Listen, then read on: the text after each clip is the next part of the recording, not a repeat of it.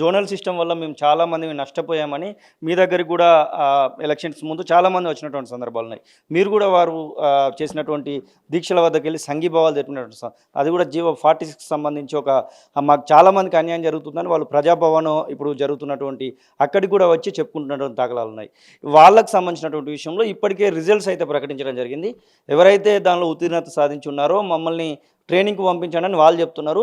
దీనిలో మార్కులు ఒక 4 మార్కుల విషయంలో హైకోర్టులో ఒక కేసు నడుస్తూ ఉంది. అసలు ఈ పోలీస్ రిక్రూట్మెంట్ బోర్డుకు సంబంధించి ఏమనిపిస్తుంది మీకు? అంటే ఇంతకుముందు మల్టీ జోన్ సిస్టమ్ ఉండేదండి. పోలీస్ రిక్రూట్మెంట్ ప్రత్యేకించి స్పెషల్ పోలీస్ విభాగానికి మల్టీ జోన్ రిక్రూట్మెంట్ ఉండేది. సో ఈ జిల్లాలన్నీ కూడా రెండుగా విభజించి మల్టీ జోన్ 1, మల్టీ జోన్ 2, లేకపోతే మల్టీ జోన్ 3, మల్టీ జోన్ 4 అట్లా పెట్టేవాళ్ళు. సో కాలక్రమేణా ఏమైందంటే అంటే జీవో నెంబర్ 46లో ఏమైందంటే 46 రాకముందు ఏమైందంటే ఈ నల్గొండ, ఖమ్మము, తర్వాత మహబూబ్నగర్ లాంటి జిల్లాల నుంచి వచ్చిన అభ్యర్థులకు ఎక్కువగా పోస్టులు వచ్చినాయన్న భావన, తర్వాత హైదరాబాదు దాని చుట్టుపక్కల ఉన్న వాళ్ళందరికీ కూడా తక్కువగా ఉద్యోగాలు వస్తున్నాయన్న భావనతోని ఈ జియో నెంబర్ 46 తీసుకొచ్చి వీటిని జోన్ వైజ్గా డివైడ్ చేయడం జరిగింది.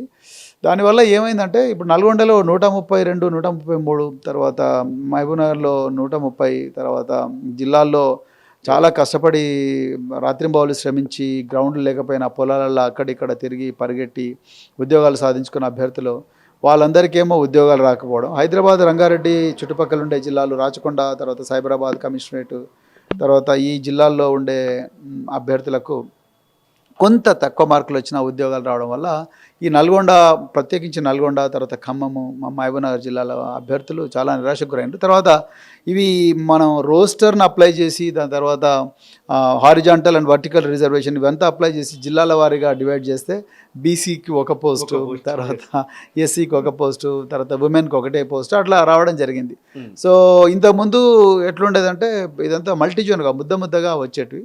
సో దానివల్ల ఎట్లా మెరిట్ ఉంటే అట్లా వచ్చేవి. సో అయితే వీళ్ళ వైపు చూస్తే వీళ్ళ వైపు పాయింట్ ఉంది, వాళ్ళ వైపు చూస్తే వాళ్ళ వైపు పాయింట్ ఉంది. ప్రభుత్వం వయా మీడియా సొల్యూషన్ తీసుకురండి అంటే ఆఫీసర్లు తీసుకొస్తారు. మరి ప్రభుత్వం మన ముఖ్యమంత్రి గారికి ఆ జిల్లాకు చెందిన నల్గొండ జిల్లాకు చెందిన మంత్రులు, తర్వాత ఎమ్మెల్యేలు వాళ్ళందరూ కలిసి కూడా ఒక నెల క్రితం ముఖ్యమంత్రి గారికి అసెంబ్లీలోనే విజ్ఞాపన పత్రం ఇవ్వడం జరిగింది. మరి దాని మీద ప్రభుత్వం ఎలాంటి నిర్ణయం తీసుకున్నట్టుగా అనిపించడం లేదు.